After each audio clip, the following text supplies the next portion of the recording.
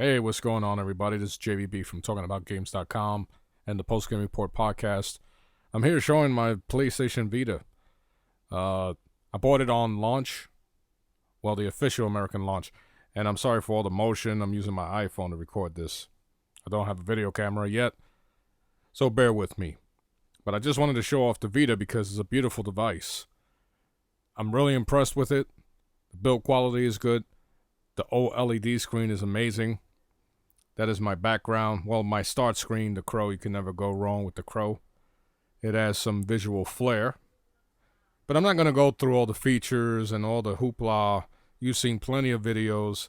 You just saw my Sasquatch paws, or my paw, go into the actual UI of the system. The background there is from the ECA.com. You can go there and download it if you want. It's a pretty good background, I might say. But really quick, before I go into why I'm doing this video, just want to say that there are a lot of people out there who are really pulling for the Vita to fail. I just can't explain why. It's amazing. Here's a device that does voice chat, cross-game chat with 8 players. It allows you to do multitasking, 2 cameras, touchscreen, rear touch panel, plays amazing games, controls well. I mean, it does a lot. It has changed the game, and it has brought handheld gaming back. That's all I gotta say. You haters, I don't know. But I'm not gonna get into all that shit. If you want to hear my full review of the PlayStation Vita, you go to episode 183 of the Post Game Report. You can find that on iTunes or at TalkingAboutGames.com. So here I'm going to the browser, which I've been complaining heavily about this browser. It's not the best. Hopefully with an update they can fix this pretty quickly.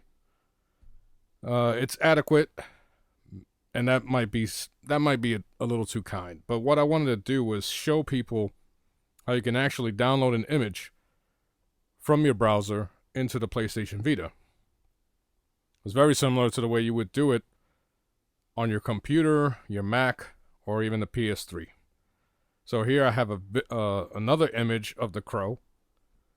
And what I'm going to do is with my hairy paw is press down on the image. It will give me the option to save. And here in this screen coming up, you're going to see the size of the image. And it will ask you on the bottom right if you want to save. Pretty nifty. Pretty cool. Gives you another option to get background images onto your PlayStation Vita. As you can see, my big ass hand. There we go. I finally did it. So at the top right hand corner, it shows you that it's beginning to download. And then you will eventually get a message letting you know that the download is finished. If you're a PlayStation 3 owner, you're familiar with that message system. And there goes my big old soup bone. So here I'm going to actually go to the image application, which is on the PlayStation Vita, so I can find the image that I just downloaded. And don't be afraid, folks, that is a human hand that you see. Alright, so at the bottom right corner, I don't know what was going on. As you can see, I have big hands, and for some reason I couldn't touch the damn screen and activate what I wanted to activate. Alright, you can see I have a few other screens that I've downloaded, and there goes the image that I just downloaded into my PlayStation Vita via the web browser. Pretty nifty. And as I stated before, it's a good way to download images into your PlayStation Vita and use them on the various blades. And of course, you can't go wrong with the crow. And right here, I'm letting you know that is actually the image that I did just download. You can trim. Now, that trim feature sucks. I'm sorry, Sony. You got to do something with that. But then again, this is a handheld gaming device, and it's not. You're not going to use this like you would an iPad or even an iPhone or the various tablets and smartphones that are out there. Here, I'm doing a little bit of nifty camera work. And once again, I do apologize because I was using my iPhone to record. Now here I want to show that you can actually download other media. I'm not going to say exactly what it is. I'm not going to give you the website. But you can download other media into your PlayStation Vita. And so here I'm going to demonstrate that. And if you can figure out what website I'm in, that's up to you. So here is asking me if I want to download it. And I'm going to say yes or save. And there goes the little arrow indicating that it's downloaded. Not a big file.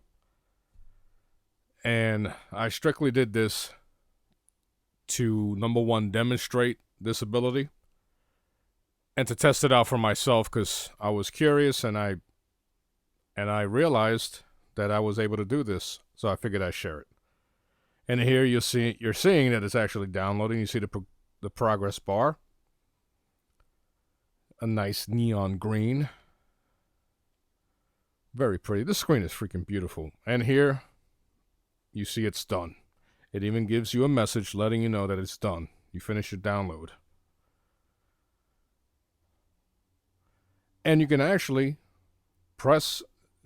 go to that message, tap down on the message that you just got, and it will take you directly to your music player.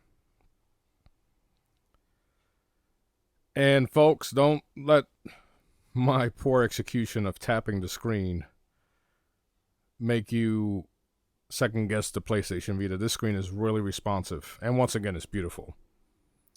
I don't know if you're going to hear the music here, but as you can see, it's playing. Speakers aren't the best, but they're adequate. They're adequate. Well, a little more than adequate. But with headsets, you get them on your phone and everything else. Excuse me. You don't really need to worry about the speakers. But there you go. Some features that you might have not known about.